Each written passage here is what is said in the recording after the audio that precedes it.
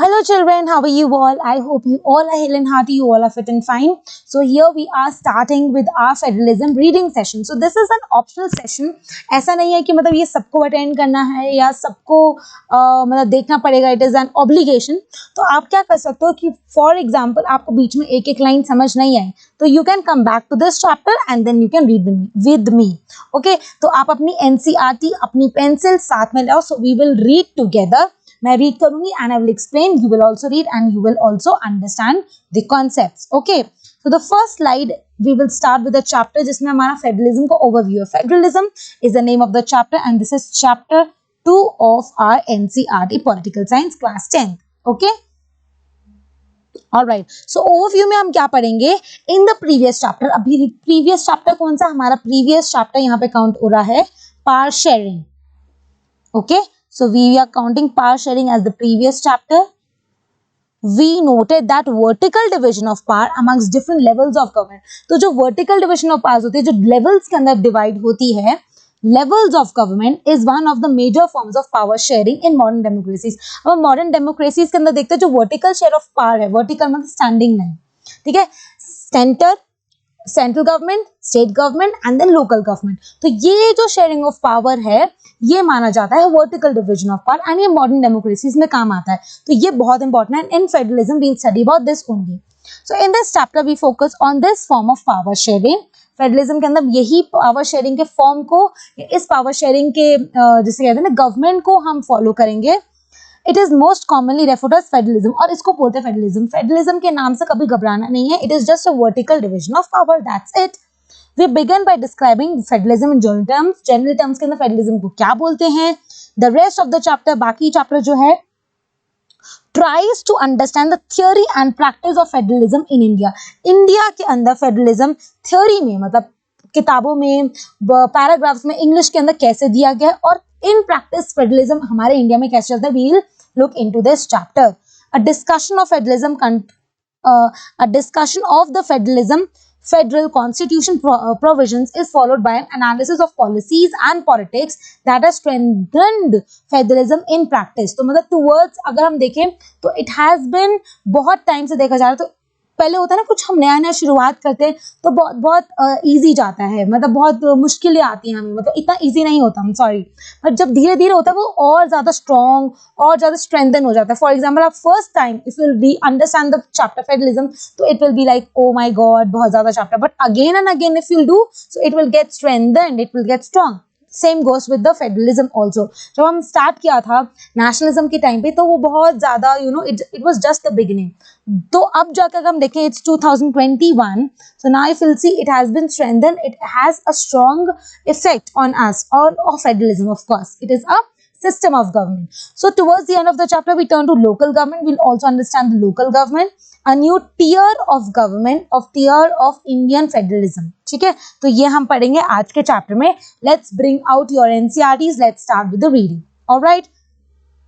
So the first chapter is the first topic is what is federalism. Federalism क्या है? Let us get back to the contrast between Belgium and Sri Lanka. Belgium और श्रीलंका के बीच में जो contrast हुआ था last chapter में, that is power sharing that we saw in the last chapter. You would recall that one of the key changes, एक change हुआ था made in the constitution of Belgium. तो बेल्जियम के अंदर एक key change हुआ था constitution के बेल्जियम में, was to reduce the power of the central government and to give these power to the regional government. याद है हमने बेल्जियम के अंदर 3 चीजें की थी जिसमें से एक पॉइंट ये था कि सेंट्रल गवर्नमेंट की पावर लेके उन्होंने स्टेट गवर्नमेंट में दे दी थी. तो वो that is called power sharing, ठीक है, जो बेल्जियम में हुआ था. We have done this. और रीजनल गवर्नमेंट मतलब एक पर्टिकुलर रीजन की, एक पर्टिकुलर स्टेट की गवर्नमेंट को रीजनल बोलते हैं. So regional governments existed in Belgium earlier, पहले भी एग्जिस्ट करती थी. They had their roles and powers, उनके रोल्स एंड पावर्स भी थे, but all these powers were given to the government and could be withdrawn by the central government. लेकिन okay, तो पहले का अगर हम टाइम देखें तो पहले में ये था कि अगर हम उनको पावर्स दे रहे, रीजनल गवर्नमेंट पहले भी थी, लेकिन अगर हम पावर दे रहे, सेंट्रल गवर्नमेंट अगर रीजनल गवर्नमेंट को पावर दे रही है तो वो विड्रॉल भी करा सकती है, राइट. लेकिन अगर फेडरलिज्म को हम फॉलो करते हैं तो वहां पे ऐसा नहीं होता. वहां पे क्या होता है, स्टेट की या रीजनल की अलग ऑटोनॉमी होती है और सेंट्रल की अलग ऑटोनॉमी होती है. ओके, ये दोनों चीजें are different. So regional Okay, we'll start with this. The change that took place in 1993 was that the regional government were given constitutional powers that were no longer dependent on the central government. तो regional government को क्या दे दिए थे? Powers दे दिए थे. Okay, thus Belgium shifted from unitary to federal. तो पहले वो unitary form था, मतलब फेडरल यूनिटरी सिस्टम था, फिर फेडरल सिस्टम हो गया था इन बेल्जियम. तो we are talking here only of Belgium. ठीक है. ओके, नाउ श्रीलंका के अंदर क्या था? वहां पे यूनिटरी ही फॉर्म था. ठीक है. Sri Lanka continues to be for all practical purposes a unitary system. तो श्रीलंका के अंदर यूनिटरी सिस्टम ही फॉलो हो रहा था. ठीक है. जिसके अंदर जो नेशनल की गवर्नमेंट होती है, जो पूरे देश की एक ही गवर्नमेंट होती है, नेशनल गवर्नमेंट या सेंट्रल गवर्नमेंट, तो वो एक ही थी, दैट इज श्रीलंका. तमिल जो लीडर्स उनको साइडलाइन कर दिया गया था. Tamil leaders want Sri Lanka to become a federal system. देखो, तमिल जो लीडर्स थे वो चाहते थे कि हम फेडरलिज्म में बदल जाएं पूरी श्रीलंका. लेकिन श्रीलंका में आपको पता है सिंहली कितने स्ट्रांग थे, राइट. तो उन्होंने क्या किया? अपना बोलबाला रखा और वो फिर एक यूनिटरी फॉर्म ऑफ गवर्नमेंट को ही मतलब एक कहते हैं ना, उसी को ही चला रहे थे आगे तक. तभी तो सिविल वॉर हुआ, राइट. तो this is the difference between Sri Lanka and Belgium. So in practice we'll follow the system of Belgium, जो बेल्जियम में फॉलो हुआ था फेडरलिज्म का. ठीक है, यही होता है मोटा मोटा. चलो आ जाओ, फेडरलिज्म की डेफिनेशन करते हैं. Federalism is a system of government in which the powers are divided, power is divided between the central authority and various constituent units of the country. Central government होती है पूरे देश की, जो पूरे देश की सेम होती है. उसके अलावा एक छोटी छोटी गवर्नमेंट्स बनाते हैं पूरे स्टेट्स की, या उनको बोलते हैं रीजनल गवर्नमेंट. ठीक है, सॉर्टेड. इतना समझ आ रहा है? ओके, यही डेफिनेशन है. ये हमने कितनी बार किया? Alright. Usually a federation has two levels of government. Usually क्या होता है, अगर देखा जाए तो दो फेडरेशंस होती हैं. फेडरेशन मतलब लेवल्स. यहाँ पे फेडरेशन का मतलब क्या है? Levels.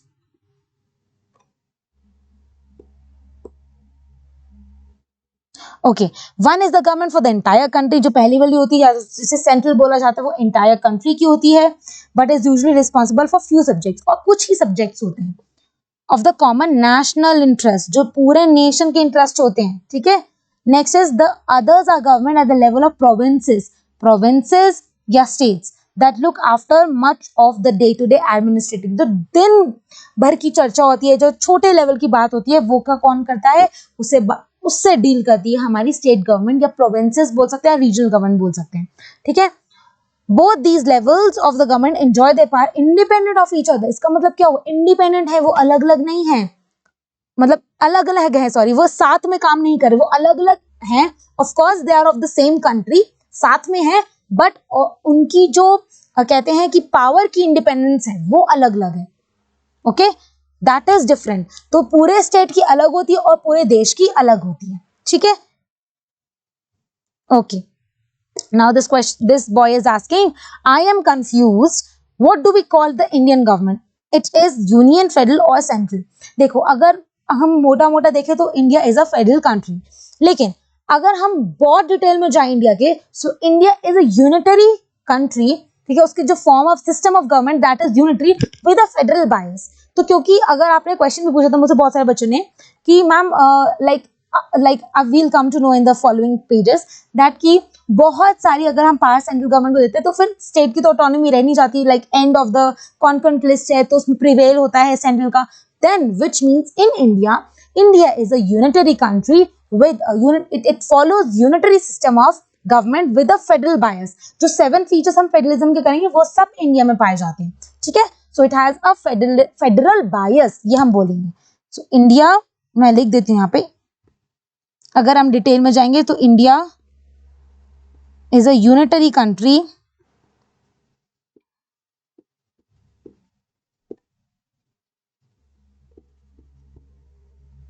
With a federal bias. ठीक है. चलो आगे बढ़ते हैं.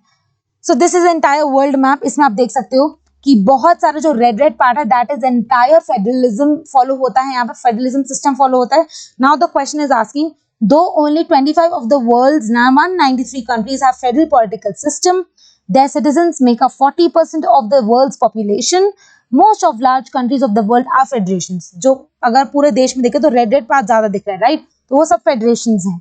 Can you notice an exception to this rule in this map? ऐसे हमने पहले भी बात की हुई है इसके बारे में.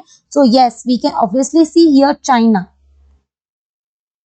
ठीक है, चाइना एक बहुत बड़ी कंट्री है, बट तब भी दैट इज नॉट फेडरेशन. जो बड़ी बड़ी कंट्रीज यूजुअली होती है वो फेडरेशन होती हैं. बट अगर हम एक्सेप्शन देखें तो China is an exception because China is not a federation, or we cannot say it does not follow federal system. ठीक है, perfect. Now in this sense federations are contrasted to unitary government. अब unitary government से कैसे contrast होती है? contrast का मतलब अलग अलग, contrast कहते हैं ना, contrast कर लेते हैं. contrast मतलब अलग अलग, contradict करना. एक अलग है तो दूसरा अलग. तो unitary अलग है, federal अलग है. देख लेते हैं कैसा अलग है.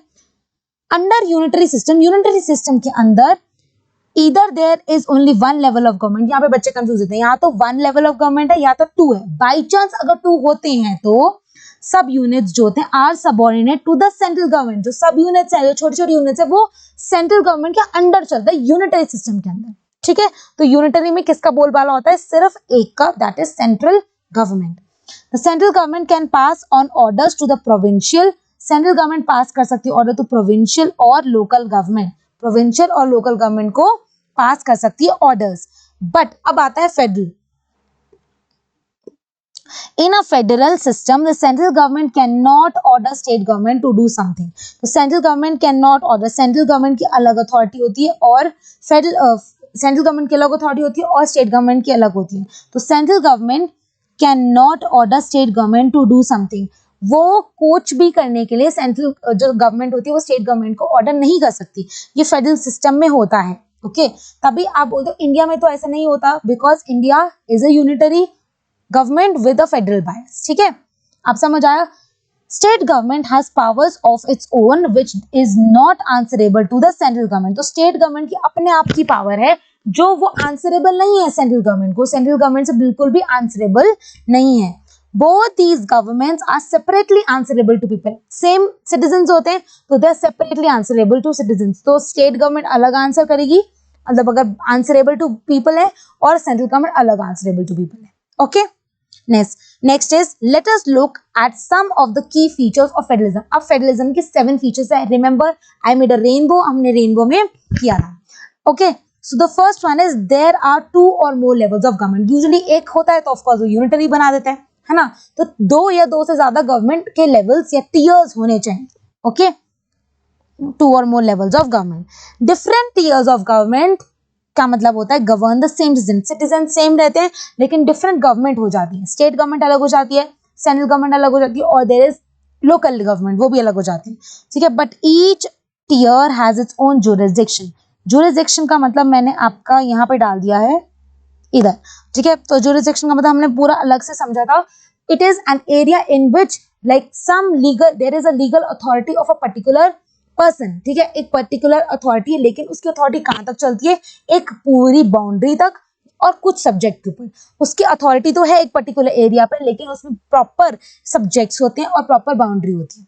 ठीक है, तो but each tier has its own jurisdiction का मतलब होता है, अच्छा इन स्पेसिफिक, चलो यहाँ तक समझते हैं. But each tier has its own jurisdiction का मतलब जो जो लेवल्स हैं उनका अपना ही तरीका होता है लोगों से डील करने का, और उनका लोगों पर ऑफ कोर्स वो लीगल अथॉरिटी, लोगों पे उनका हक है, बट अलग अलग है. सेंट्रल गवर्नमेंट का अलग होगा और किसी अलग सब्जेक्ट्स पे पब्लिक को रिस्पॉन्ड करेगी, स्टेट गवर्नमेंट अलग करेगी. ठीक है, इसका मतलब ये है. और किस 3 चीजों पे?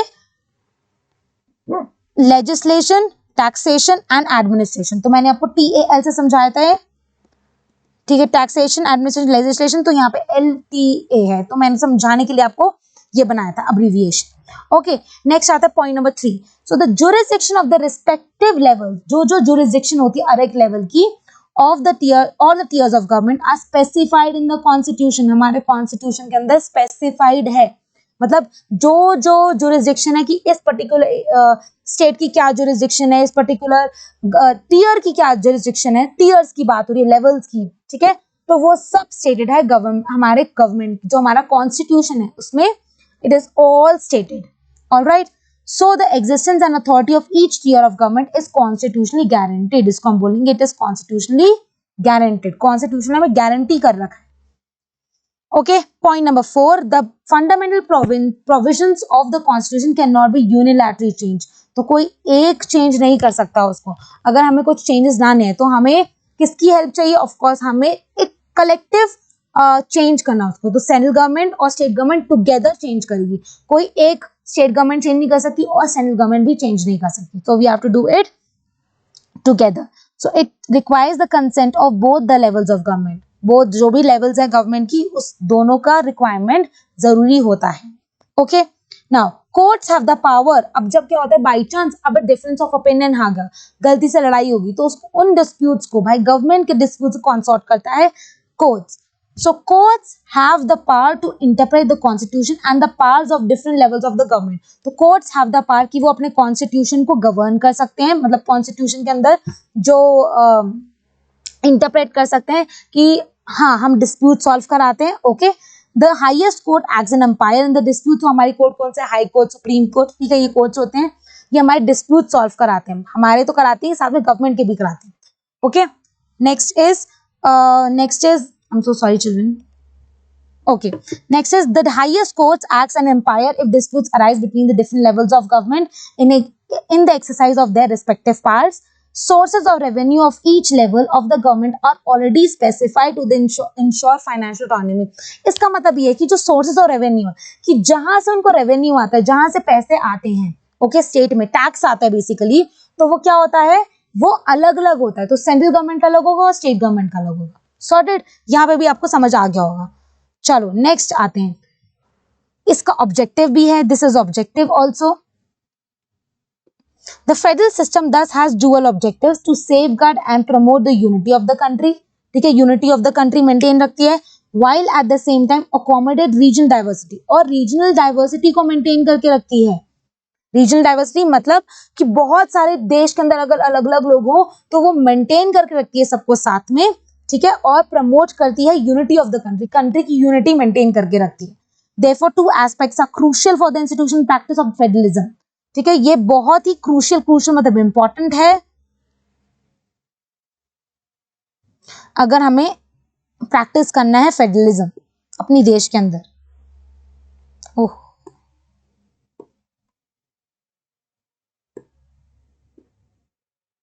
Good. Governments at different level should agree on some rules. इसका मतलब है गवर्नमेंट्स एट डिफरेंट लेवल्स की जो गवर्नमेंट है should agree to some rules. अपने रूल्स को अग्री करना चाहिए उनको. And abide by its part of the agreement. मतलब क्या है इसका कि जो गवर्नमेंट है ओके, पावर शेयरिंग के रूल्स को अग्री करना चाहिए उनको. ऑफ कोर्स की गवर्नमेंट जो है जो भी अगर हम फॉलो करें ऑफ कोर्स उस चीज को वो यूटिलाइज करे, उसको यूज करे. They should be also trust that each would abide by its part of agreement. जैसे कि अगर सेंट्रल गवर्नमेंट है और अगर स्टेट गवर्नमेंट भी है तो उनको अपने अपने रूल्स को अबाइड करना चाहिए. अबाइड मतलब उनको ओबे करना चाहिए. Okay, now an ideal federal system has both aspects. मतलब जो आइडियल बहुत अच्छी फेडरल सिस्टम है उसके दो एस्पेक्ट्स होते हैं. म्यूचुअल ट्रस्ट, एक ट्रस्ट होता है, ठीक है, और दूसरा अग्रीमेंट टू लिव टुगेदर, कि साथ में रहने का वादा, अग्रीमेंट कर रहे हैं हम कि हम साथ में रहेंगे. सो this is between the citizens also, this is between the levels of government also. Okay, now this question arises, if federalism works only in big countries, why did Belgium adopt it? So this question is wrong. Federalism can be adopted in all the countries. छोटी बड़ी adopt कर सकती है, इसमें कोई वो बात नहीं है, कोई अलग बात नहीं है. But on the other hand ये ध्यान में रखना है कि वो अच्छे से फॉलो करो और वो रीजनल डाइवर्सिटी को मेंटेन करके रखे, म्यूचुअल रिस्पेक्ट, म्यूचुअल ट्रस्ट बना के रखे. ओके, सो दिस बेल्जियम इसलिए अडॉप्टेड कि ऐसा कुछ नहीं है बड़ी छोटी. सो फेडरलिज्म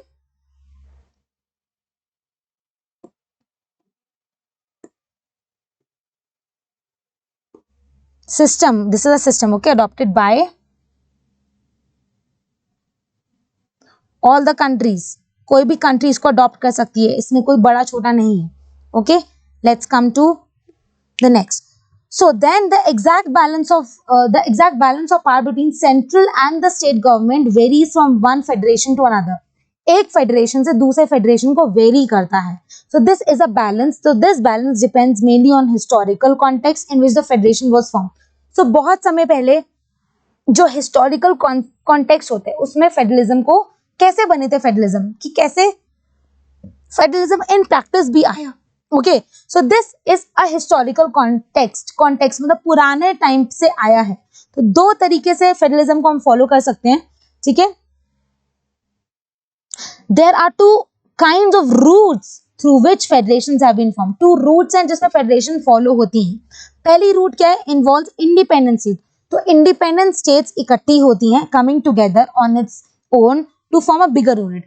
इकट्ठी आती हैं, ठीक है, छोटी छोटी स्टेट्स, और एक बिगर यूनिट में बन जाती हैं। That is called coming together of federation, ठीक है। तो उससे क्या होता है, दे पूल देयर सोवरेनिटी, अपनी सोवरेनिटी, अपना जो नाम है उनका, ठीक है, सोवराइन है, जो अपनी उनका हक है, तो वो मेंटेन रहता है उनका। सोवरेनिटी मतलब हर एक देश की, जो हर स्टेट आ रहा है उसकी नाम रहता है, उसका नाम उसके साथ जुड़ा रहता है, ठीक है। और कहते हैं ना, उसकी डोमिनेंस उसकी जुड़ी रहती है, और आइडेंटिटी भी रिटेन होती है। रिटेन मतलब उसकी आइडेंटिटी मौजूद होती है वहीं पर। Then they can increase their security, और इससे सिक्योरिटी इंक्रीज होती है, मतलब उनके पास ऐसा रहता है कि चलो ठीक है, we are safe and we each and every state is equal. इसको बोलते हैं coming together federation. It is includes USA, Switzerland, Australia, यहाँ पे फॉलो होता है। In the first category of federation all the constituent states usually have equal power. तो ये equal power होती है यहाँ पे, ठीक है। और फेडरलिज्म में देखता क्या होता है, फेडरल में क्या होता है, second route where a large country decides to divide its power. ये तो फेडरलिज्म ही है तो फेडरल, बट इसके दो तरीके हैं, टू रूट्स हैं, ठीक है। इंडिया के फेडरलिज्म में हम ये फॉलो करते हैं, the second route is where a large country divide its power between constituent states and the national government. तो कॉन्स्टिट्यूएंट स्टेट्स में डिवाइड हो जाता है और एक नेशन की गवर्नमेंट अलग होती है। तो India, Spain, Belgium are example of this, and this is called holding together federation. ये एक तरह से होल्ड करती है। So in the second category the central government tends to be more powerful. जो सेंट्रल गवर्नमेंट होती है वो बहुत ज्यादा पावरफुल होती है, okay. Federation of unequal powers, तो यहाँ पे क्या होती है, अच्छा let me read. in this second category the central government tends to be more powerful। जो सेंट्रल गवर्नमेंट होती है ऑफ कोर्स वो ज्यादा पावरफुल होती है, स्टेट्स कम पावरफुल होती हैं। Very often different constituent units of federation, मतलब जो डिफरेंट कॉन्स्टिट्यूंट्स ऑफ यूनिट्स है, जो हमारी स्टेट गवर्नमेंट है, राइट, उनके पास अनइक्वल पावर्स होती हैं। Some units have granted special powers, कईयों के पास पावर ज्यादा होती है, कईयों के पास पावर कम होती है। And I have explain jurisdiction to you, okay. तो कम ज्यादा किसके पास होती हैं, तो जैसे कि अगर हम देखें, ये मिस हो गया क्या कुछ,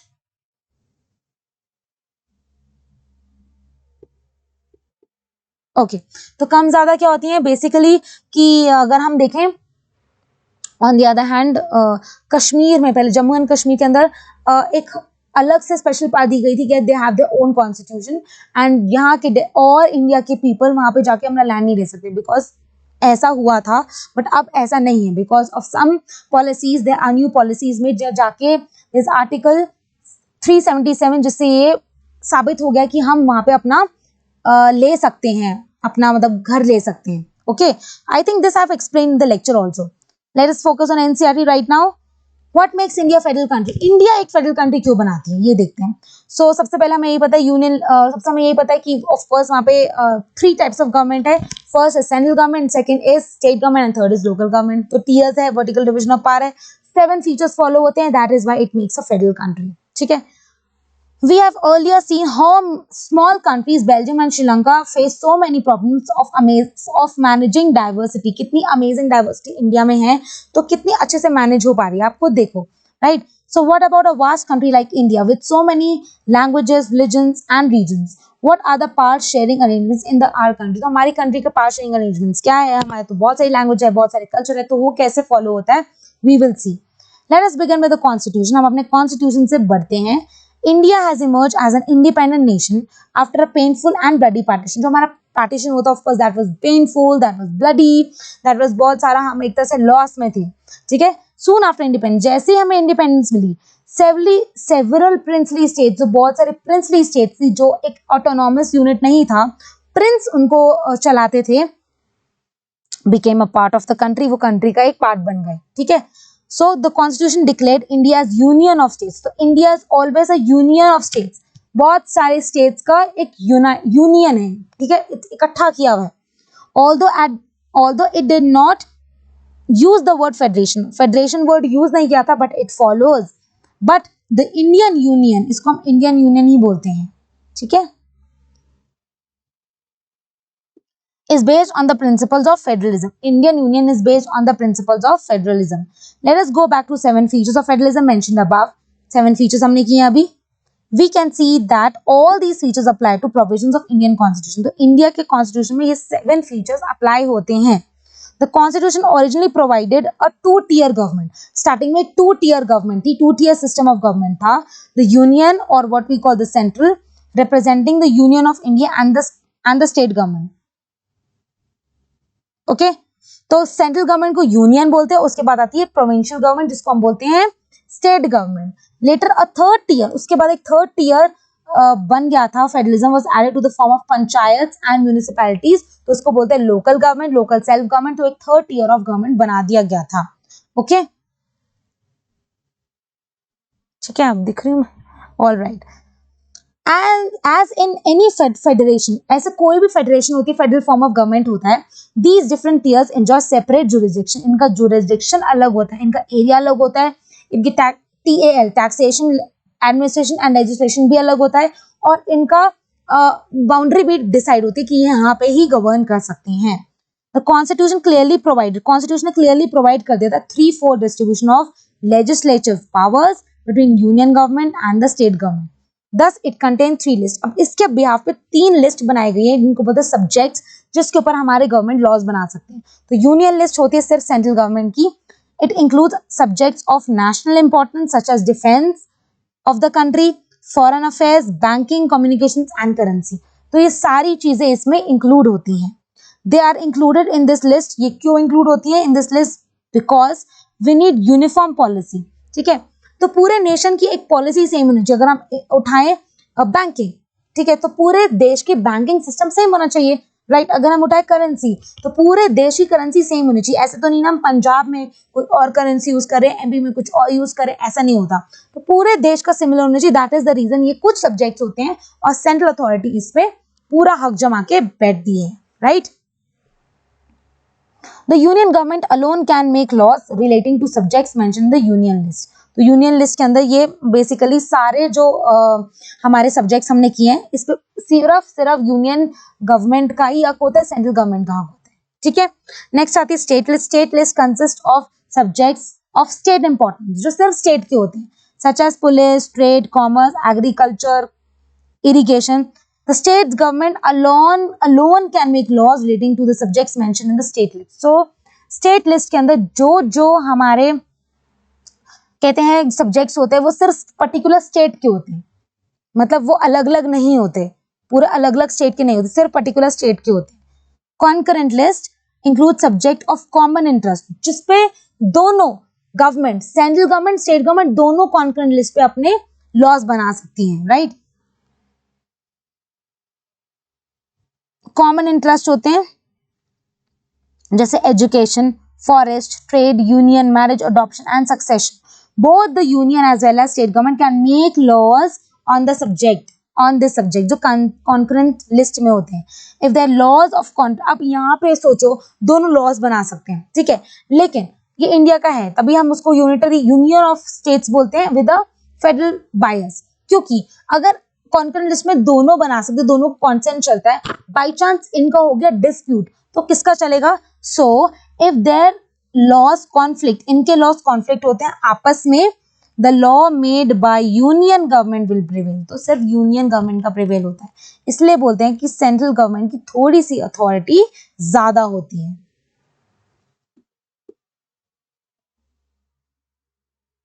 authority has more authority in India. Oops, I'm so sorry.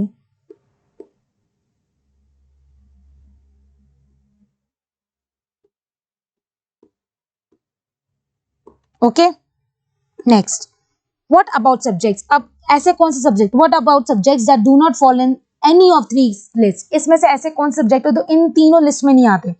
और subjects like computer software that came up after constitution, जो कॉन्स्टिट्यूशन के बाद जो बन गए, उस पे क्या हो सकता है?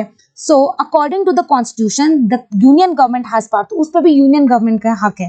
So union government has power to legislate on the residuary subjects. Residuary subjects are वो सब्जेक्ट्स जो छूट गए हैं, या ऐसे सब्जेक्ट्स जो ना सेंट्रल गवर्नमेंट की अथॉरिटी पे आते हैं और ना स्टेट पे आते हैं, मतलब ऐसे चीज समझ लो, मतलब जो छूट चुके हैं, तो उस पर किसका आएगा, उस पर हक आएगा, सिर्फ उस पर लॉस कौन बना सकता है, सेंट्रल गवर्नमेंट या यूनियन गवर्नमेंट, तो उसी का ही उस पर हक है। Okay okay, we noted above that most federations that are formed by holding together do not give equal power to the constitution। तो holding together होती है ना सिस्टम में, उसमें इक्वल हक नहीं दिया जाता स्टेट्स का। constituent units mean states। अच्छा यहाँ लिख देते हैं। all right, so all states in the Indian Union do not have identical parts, some enjoy a special status, जैसे Jammu and Kashmir has its own constitution, many provisions of Indian constitution are not applicable to the state without the approval of state assembly। तो state assembly के approval से ये जो laws हैं वो prevail नहीं हो सकते। Indians who are not permanent residents of their state cannot buy land or house there, ऐसा नहीं हो सकता जम्मू एंड कश्मीर में।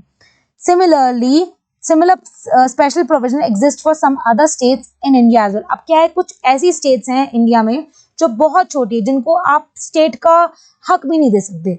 So there are some units of Indian Union which enjoy very little power, इनके पास बहुत कम पावर होती है।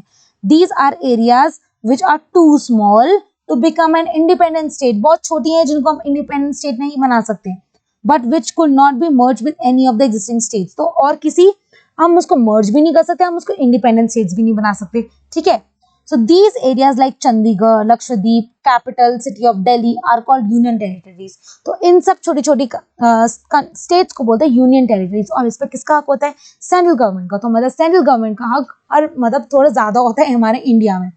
Okay, so these territories do not have power of the state, the central government has special powers in running this area। So central government के पास special powers है to run this area। So this sharing of power between union and state government is basic structure of the constitution। तो ये basic structure हमारे constitution का, ठीक है। It is not easy to make changes to this power sharing। इस power sharing arrangement में change करना it is very difficult। क्यों difficult है? Why it is difficult? The parliament cannot on its own change this arrangement। parliament नहीं change कर सकता any change, or it has to be first passed by house of the parliament। both the house of the parliament से पहले जाएगा change लेने के लिए with at least 2/3 majority। जिसमें 2/3 की majority आएगी, change कुछ करना है तो 2/3 की majority आनी चाहिए, ठीक है। then it has to be ratified by legislature। तो legislature उसको ratify करेगा, check करेगा at least half of the total seats। okay, उसमें judiciary बहुत important role play करता है। judiciary is our courts जो dispute sort कराती हैं। okay, important role in overseeing and implementations of the country, ठीक है। same in case of any dispute about the division of powers, the high court and supreme court make decision। कुछ dispute आता है तो ये दोनों courts इसको sort कराती हैं। the union and state government have the power to raise resources by levying taxes। तो ये अपने resources कैसे raise करती हैं, अपने इनके पास पावर होती है to levy tax in order to carry on government responsibilities assigned to each of them. तो ये टैक्सेस लगा के अपना रेवेन्यू बनाते हैं, ये तो हमें पता है ये गवर्नमेंट करती है, ठीक है।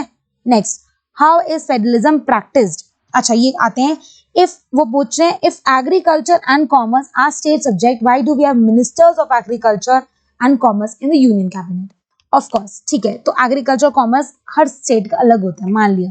तो कई बार ऐसा होता है ना, for example if trade commerce को अगर हम कंपेयर करते दूसरे नेशन से, तो हम ऐसे तो नहीं कर सकते ना कि पंजाब वर्सेस यूएसए, है ना, मध्य प्रदेश का कॉमर्स या फिर मध्य प्रदेश का एग्रीकल्चर वर्सेस लंदन का। So it's always about Nations. तो जब नेशंस की बारी आ जाती है, जब नेशंस का होता है तो नेशन से कंपेयर होता है। तो अगर हम बात कर रहे हैं सिर्फ ठीक है, this is right, she is right, but अगर हम बात कर रहे हैं कंपैरिजन की, तो हमें कुछ हम कंपेयर करते हैं with in the Nations also, है ना। तो वहां पे हम पूरे इंडिया को काउंट करते हैं, तो पूरे देश का एग्रीकल्चर काउंट होता है, पूरे देश का कॉमर्स काउंट होता है, भले ही वो सब्जेक्ट पर्टिकुलर स्टेट का, लेकिन जब हम कंपेयर करते हैं कंट्रीज तो इट इज काउंटेड एज पूरे देश का, राइट। तो इसलिए ऐसा होता है कि वहां के मिनिस्टर्स जो हैं, we have ministers of agriculture commerce in the union cabinet also, ठीक है।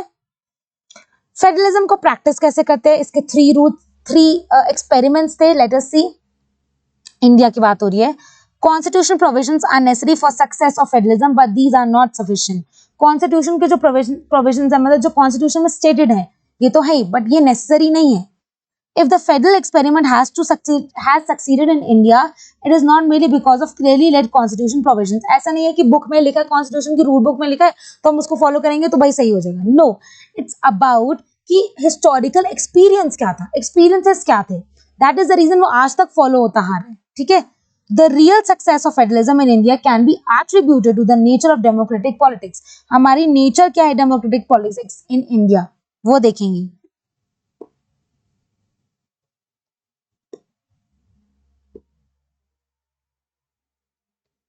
ठीक है, this ensure the spirit of federalism, respect for diversity. Spirit of federalism, federalism की स्पिरिट मेंटेन रहे, डाइवर्सिटी के रिस्पेक्ट रहे, और desire for living together became shared ideals in over the country. मतलब ये आइडियल बन गए थे, इसके ऊपर ही पूरा देश चलेगा।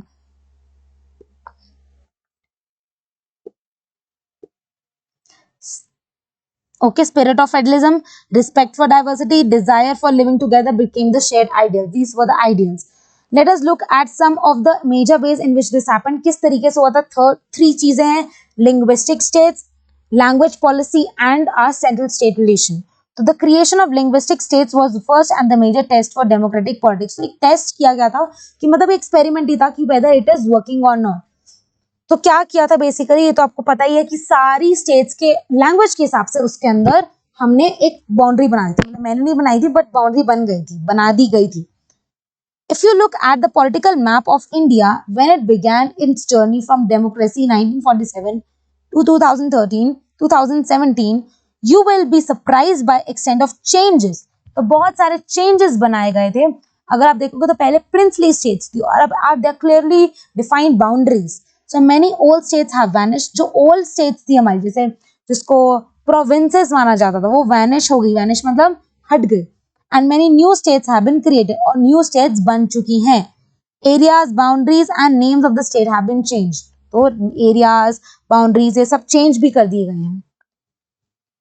In 1947, the boundaries of several old states of India were changed in order to create new states.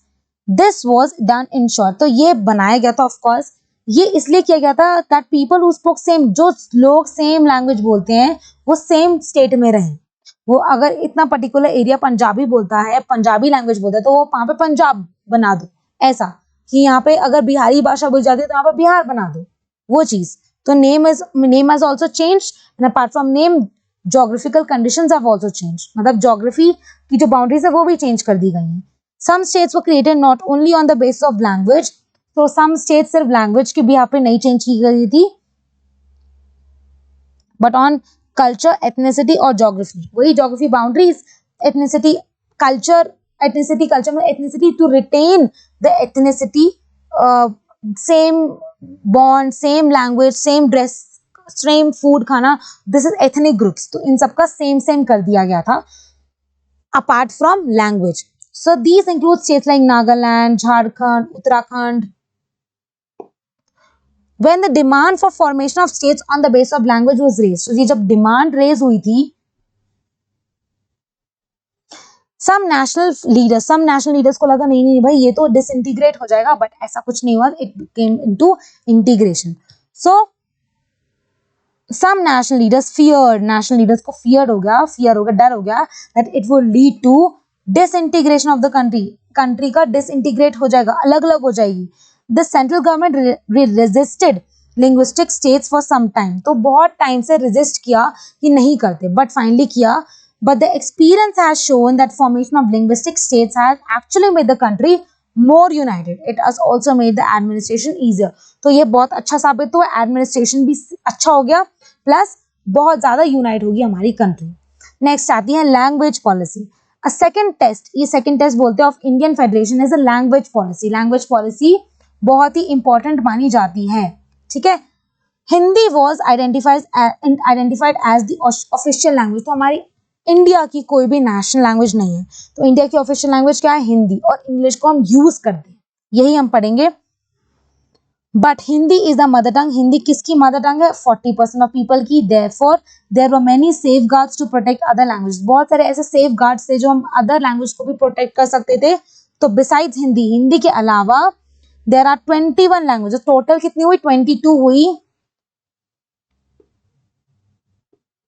Total है 22, हिंदी के अलावा 21 है, ठीक है। सो इनको बोला जाता है schedule languages. Indian constitution schedule languages बोलता है। क्यों बोलता है अभी इसमें देखेंगे, ठीक है। A candidate in the examination conducted for central government positions may opt to take this examination in any of these languages। तो आप ये देखो कि अगर एक कैंडिडेट है, वो पढ़ाई करना चाह रहे, एग्जामिनेशन लेना चाह रहे सेंट्रल गवर्नमेंट के कोई भी पेपर होता है, जैसे यूपीएससी होता है, बहुत सारे गवर्नमेंट के एग्जाम्स निकलते हैं सेंट्रल गवर्नमेंट के, तो वहां पे वो कोई भी लैंग्वेज अपनी चूज करता है, जो स्केड्यूल लैंग्वेजेस के अंदर ही चूज कर सकता है। States to have their own official language, states की अपनी ऑफिशियल लैंग्वेज हो सकती है। तो अगर महाराष्ट्र है तो वो अपनी मराठी लैंग्वेज में अपना ऑफिशियल सर्कुलर निकाल सकते हैं, right. Much of the government work takes place in official language of the concern state. तो जैसे जो कंसर्न स्टेट है उसके अलावा उसका ऑफिशियल लैंग्वेज की बिहाफ पे उनका सर्कुलर निकल सकता है, उनका काम हो सकता है, एडमिनिस्ट्रेशन ईजी हो जाता है, ठीक है। तो श्रीलंका के साथ ऐसा बिल्कुल नहीं था, श्रीलंका में तो उल्टा हुआ था, right. The leaders unlike Sri Lanka, Sri Lanka के जैसे बिल्कुल नहीं, the leaders of our country adopted a very cautious attitude in spreading the use of Hindi। बहुत ही तरीके से किया था ताकि किसी की भी sentiments hurt ना हो, किसी की भी language sentiments hurt ना हो। According to the constitution, the use of English for official purposes was to stop in 1965। तो बोलते हैं 1965 में इंग्लिश का भी यूसेज हो रहा है, उसको स्टॉप कर दो। But many non-Hindi speaker states demanded that the use of English continues। और बहुत सारे ऐसे तो जो हिंदी नहीं बोलते थे स्टेट्स, तो उन्होंने कहा नहीं नहीं, आप इसको कंटिन्यू करो, आप इसको हिंदी को ही आप हिंदी के अलावा इंग्लिश को भी आप इसको बढ़ाओ। In Tamil Nadu this movement took a violent form. The central, Tamil Nadu के अंदर ये वायलेंट फॉर्म के अंदर भी बदल गई थी। The central government responded by agreeing to the countries agreeing to continue the use of English. तो English is only used along with Hindi for official purposes के लिए, official purposes के लिए। Many critics think that this solution favored the English speaking elite। ऐसा नहीं है English को हमने, इंग्लिश एलीट को हमने फेवर नहीं किया, जस्ट दैट कि हमने कंट्री को यूनाइट रखा और उनकी भी सुनी, रादर देन जो श्रीलंका में हुआ। So so promotion of Hindi continues, Hindi के प्रमोशन कॉन्टिन्यू होता है to the official policy of the government. Promotion does not mean, promotion बिल्कुल भी ये नहीं कहता कि central government can impose Hindi as a language on the state people. जो अपनी भाषा आप बोलना चाहते हो आप बोलो, बट कॉन्स्टिट्यूशन आपको कभी भी इम्पोज नहीं कर सकता। The flexibility shown by Indian political leaders helped our country to avoid kind of situation in the Sri Lanka fell। तो वही श्रीलंका वाली बात को अवॉइड करना था, तो इसलिए हमने बहुत अच्छे से उसको मेंटेन किया। Next, central state relation. तो सेंटर मतलब जो हमारी यूनियन गवर्नमेंट है, स्टेट मतलब जो स्टेट गवर्नमेंट, उनका रिलेशन क्या था? तो क्रक्स यही है, बहुत टाइम पहले यही था कि जो सेंट्रल में गवर्नमेंट थी वो ही स्टेट में थी, तो इससे बहुत ज्यादा मेसी हो गया था। Apart from that coalition government बनी, तो कोलिशन गवर्नमेंट से क्या हुआ, बहुत सारे गवर्नमेंट्स को मौका भी मिला और बहुत सारी मेजॉरिटी बनी with different of opinions. Restructuring the center-state relation is one more way in which the federalism has been strengthened in the practice। तो central-state relation को restructure किया गया। How the constitution arrangements of sharing power work in reality। reality में क्या होता है? Depend on large extent on how ruling parties and leaders follow these arrangements। ठीक है, तो यार रूल्स तो बन गए बच्चों, बट ये अच्छे से फॉलो हो रहे हैं नहीं हो रहे, ये तो गवर्नमेंट बताएगी ना, ये तो लीडर्स बताएंगे। और एक अच्छी गवर्नमेंट, एक अच्छा क्या कहते हैं, नेशन का वही माना जाता है जहाँ पे अच्छे से सब कुछ सॉर्ट हो रहा, अच्छे से सब कुछ बन रहा हो। Okay, this meant that state government did not, for a long time the same party ruled both। Same party same मतलब सेम पार्टी थी, सेंट्रल में भी सेम और स्टेट में भी सेम रूल कर रही थी, both the centre and most of the states. This meant that state government did not exercise their rights as autonomous। state government did not exercise as autonomous federal units, autonomy नहीं थी उनके पास। as and when the ruling party at the state level was different, तो ruling party अगर different होती है, state level was different, the parties that rule the central try to undermine the power of the state. अगर वहां पे state अगर नहीं central government में सोचो जो पार्टी सेंट्रल गवर्नमेंट में है सेम लीडर स्टेट गवर्नमेंट में भी फॉलो कर रहे हैं, बट कहीं ना कहीं अगर स्टेट गवर्नमेंट की अलग ऑटोनोमस बॉडी है कहीं, तो वहां पे सेंट्रल गवर्नमेंट उसको भी मतलब कहते हैं रूल करेगी, उसको भी डोमिनेट करेगी। So in those days, the central government would often misuse the constitution to dismiss the state government and were controlled by rival parties. Rival parties से control हो रहे थे। This undermined the spirit of federalism. ये spirit यहाँ पे undermine हो गया, यहाँ अच्छे से federalism maintain नहीं हो पाया था। All this changed significantly after 1990. 1990 के बाद क्या हुआ?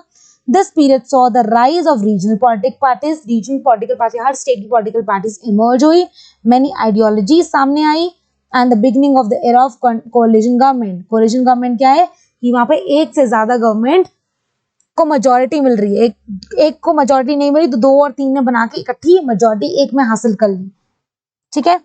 Since no single party got clear majority in the Lok Sabha, the major national parties had to enter into alliance with many including several political parties। तो जो मोटा मोटा अगर हम देखें जो सेंट्रल गवर्नमेंट थी उनको मेजोरिटी नहीं मिली, जो नेशनल गवर्नमेंट थी तो छोटी छोटी रीजनल पार्टीज के साथ मिलके उन्होंने एक गठबंधन कर लिया और अपनी गवर्नमेंट को फॉर्म कर लिया at the centre. This led to a new culture of power sharing, एक new culture of power sharing सामने आया। ऑटोनॉमी की रिस्पेक्ट हुई, स्टेट गवर्नमेंट की ऑटोनॉमी की रिस्पेक्ट हुई। The trend was supported by major judgment of supreme court. Supreme court ने इसको बहुत अच्छे से मेंटेन किया, ये जजमेंट पास हो गई, ठीक है। और उसके बाद सेंट्रल गवर्नमेंट के पास ये पावर नहीं थी कि वो डिसमिस कर दे कुछ भी स्टेट गवर्नमेंट की चीज इन आर्बिट्ररी मैनर, कुछ भी उल्टे पुल्टे सीधे में मैनर नहीं कर सकती थी, बिकॉज अब रूल्स फॉलो होते हैं, राइट। दस federal power sharing is more effective today. आज के जमाने में फेडरल पावर शेयरिंग बहुत अच्छे से मेंटेन होती है और वो पहले नहीं होती थी, ठीक है। जब कॉन्स्टिट्यूशन फोर्स में आया था तब नहीं होती थी, okay. Next, linguistic diversity. India की बहुत सारी लैंग्वेजेस हैं। So the answer depends on, okay, how many languages do we have in India? The answer depends on how one counts, हम कैसे काउंट करते हैं। So latest अगर हम इंफॉर्मेशन देखें सेंसस 2011 के, उसके बाद 2021 में होने, लेट्स सी अब कब होते हैं due to Covid.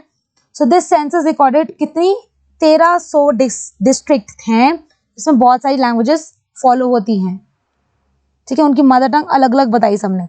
These languages were grouped together under some of the major languages. तो मेजर लैंग्वेजेस के अंदर ग्रुप कर दी, बहुत छोटी छोटी लैंग्वेजेस कहते हैं लोकल लैंग्वेज, ठीक है। सो भोजपुरी, मगधी, बुंदेलखंडी, छत्तीसगढ़ी, राजस्थानी, ठीक है, ये सब वर ग्रुप अंडर हिंदी, ठीक है। Even after this grouping the census found 121 major languages. Over these 22 language was included in 8th schedule of the Indian Constitution and are therefore called scheduled languages। scheduled languages बना दी गई थी। बहुत सारी languages को group कर दिया था, ऐसा नहीं था कि कुछ लैंग्वेजेस को पकड़ा और कुछ लैंग्वेजेस को छोड़ दिया, बहुत सारी लैंग्वेजेस को ग्रुप बना दिया गया। तो ये फॉर एग्जांपल ये सारी हिंदी के अंदर आई, राइट। तो ऑन द अदर हैंड 22 हमारी स्केड्यूल लैंग्वेजेस होती हैं और बाकी सबको बोलते हैं non schedule languages in terms of language. India is perhaps most diverse, और इंडिया ऑफ कोर्स बहुत डाइवर्सिटी एंड लैंग्वेज से रिलेटेड पूरे वर्ल्ड में, सोचो पूरे वर्ल्ड में। Now we are reaching towards the end of our part, that is decentralization in India। I think ये थोड़ा सा आपको ना छोटा लग रहा होगा। Decentralization is very easy, ठीक है। तो decentralization क्या कि हमने सेंट्रल से पावर लेके लोकल गवर्नमेंट को दे दी, that is decentralization। सेंट्रलाइज को हमने डी कर दिया, मतलब पावर कहीं और से लेके कहीं और को दे दी। We noted above the federal government have two or more, federal government two or more of government से बनाती है, ठीक है। We have so far discussed two tiers of government in our country, central government, state government. हमारी India की बात हो रही है अब ये,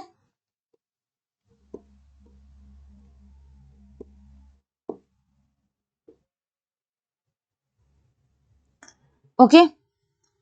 but a vast country like India can not run only through their two tears.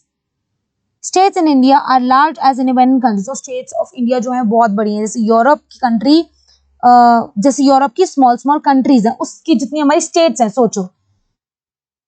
In terms of population, UP is bigger than Russia. UP जो है वो रशिया से भी बड़ा है। Maharashtra is as big as Germany, Maharashtra Germany से भी बड़ा है। Many of these states are internally very diverse. बहुत ज़्यादा बड़ी है हमारी इंडिया की states, ठीक है.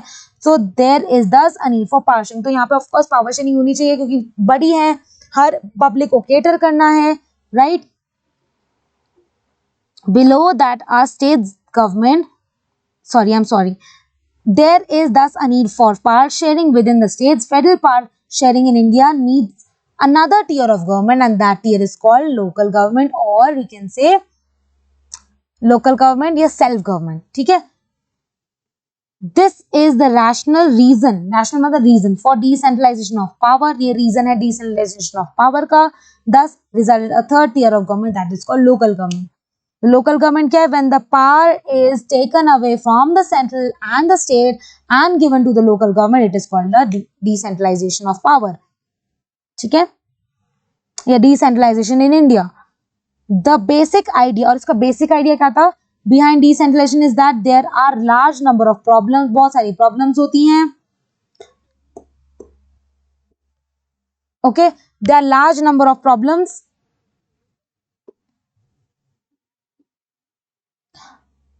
and issues. Oh, I'm so sorry, children. Raise the highlighter.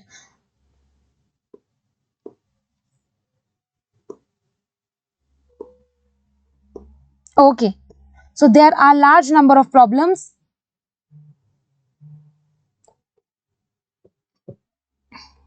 The basic idea behind decentralization is that there are large number of problems and issues which are best resulted in the local level. जो local level में हम ज़्यादा अच्छे से उसको sort कर सकते हैं, ठीक है.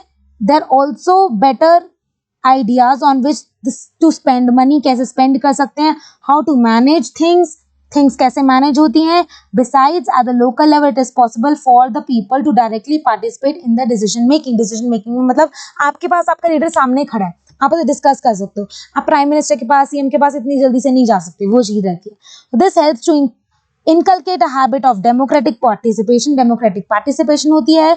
Local government is the best way to realize one important principle of democracy, namely local self government. इसको local self government बोलते हैं.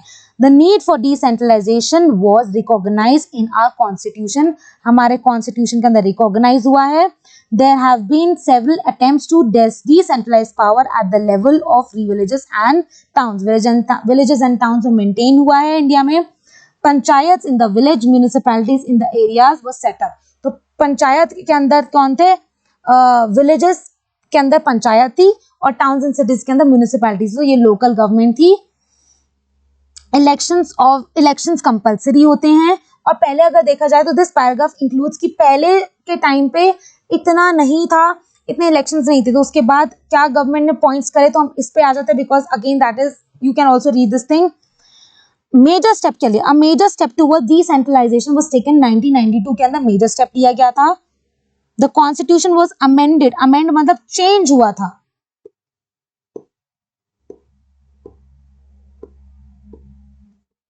चेंज हुआ था, ठीक है. देन थर्ड टायर बनाया गया था. Now it is constitutionally mandatory. Mandatory मतलब कंपल्सरी हो गया था टूवर्ड इलेक्शंस होने कंपल्सरी थे. सीट्स रिजर्व्ड होती है सेकंड पॉइंट में. किसकी? शेड्यूल कास्ट, शेड्यूल ट्राइब्स की. वुमेन थर्ड में एटलीस्ट 1/3 ऑफ द वुमेन होनी चाहिए, ठीक है. फोर्थ में independent institution. State election commission बना दिया था जो हमारे इलेक्शंस कंडक्ट करेंगे. State government required to share power, और पावर के साथ रेवेन्यू भी शेयर करेगी लोकल गवर्नमेंट के साथ, ठीक है. और rural local government in popular known as panchayati raj in our India. So each village और ग्रुप, ये बहुत easy, each village and group of the villages in some states have their own panchayat. Gram panchayat बोलते हैं इसको, ठीक है. This is the council consist of, ये जो काउंसिल है it consist of several ward members. बहुत सारे मेंबर्स होते हैं इसमें, और इन मेंबर्स को बोलते हैं पंच, और इनका हेड होता है सरपंच, ठीक है. मेंबर्स होते हैं पंच और हेड को बोलते हैं सरपंच. मेंबर्स और हेड, ठीक है. Next, it is the decision making body of the entire. ये डिसीजन मेकिंग होती है एंटायर बॉडी, एंटायर विलेज की डिसीजन मेकिंग होती है. The panchayat works under overall supervision of the gram sabha. Gram सभा की सुपरविजन में काम करती है. जैसे मैंने लेवल्स बनाए थे लेक्चर नंबर 3 में, देखना तो उसमें लेवल्स बनाए हैं. तो ये नीचे से हम ऊपर शुरू कर रहे हैं. All the voters in the village are its members. It has to meet at least twice or thrice in a year. सारे मेंबर्स मिलते हैं, अप्रूव करते हैं, एनुअल बजट करते हैं, ग्राम पंचायत का रिव्यू करते हैं परफॉर्मेंस ग्राम पंचायत की, ठीक है। और the local level structures goes up to the district level, फिर ये पूरा जाता है डिस्ट्रिक्ट लेवल में, मतलब ये थोड़ा सा अपग्रेड हो जाता है, ऊपर की तरफ जाता है। A few gram panchayat are group together to form what is usually called a panchayat samiti और ब्लॉक। तो ये ग्राम पंचायत बना के एक ब्लॉक बनाते हैं, समिति बनाते हैं। The members of this representative body are elected by the panchayat members of area. तो कैसे इलेक्ट होते हैं?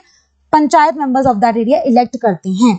All the पंचायत समितिज और mandals in district together constitute the zila, और इसको पूरा क्या कॉन्स्टिट्यूट करते हैं? जिला, जिसको बोलते हैं डिस्ट्रिक्ट। ये पूरा मिला के डिस्ट्रिक्ट बन जाता है। मोस्ट मेंबर्स ऑफ जिला परिषद आर इलेक्टेड, और इसमें से जिला परिषद के मोस्ट मेंबर्स इलेक्ट होते हैं, जैसे कि एमएलए एमपीज होते हैं, वो यहीं से कहीं कहीं लिए जाते हैं। Members of Lok Sabha and MLAs of district and some other officials of the district level bodies are also its members. वो उसकी members होते हैं। जिला परिषद chairperson is the political head, तो जिला परिषद होता है इसका political head। Similarly local government जो होती है towns and cities में, वो urban areas के अंदर municipalities होती हैं, वो setup होती है town के अंदर। big cities constitute into municipal corporations. Both municipalities and municipal corporations are controlled by elected bodies, ये भी इलेक्टेड बॉडीज होती है, और इनको और ये किससे? पीपल के रिप्रेजेंटेटिव से चूज हुआ जाता है। और जो म्यूनिसिपल चेयरपर्सन होता है, पॉलिटिकल हेड होता है म्यूनिसिपैलिटी का in the municipal corporation such as officer is called mayor, और इसको बोलता है मेयर, ठीक है। This is the important part which you have to do. With this we have complete our reading session. बच्चों रीडिंग सेशन में basically क्या होता है कि आप मेरे साथ रीड करो, और रीड समझ तो आप गए हो चैप्टर, आपको सिर्फ रीड करना है, ठीक है। And reading is very important. एक एक लाइन जो है वो हम ऑलरेडी कर चुके होते हैं, बस आपको होता है कि कभी कभार कुछ समझ नहीं आया तो आपने एक तरह से रिवाइज भी कर लिया। Okay, so thank you children. With this we have completed our reading session. थोड़ा सा बड़ा हो गया, आई थॉट कि थोड़ा छोटा होता, but anyway it's okay children. Bye bye, see you next time with a new chapter, and definitely I will be active on Telegram and I'll clear your doubts. Okay, bye bye, see you next time.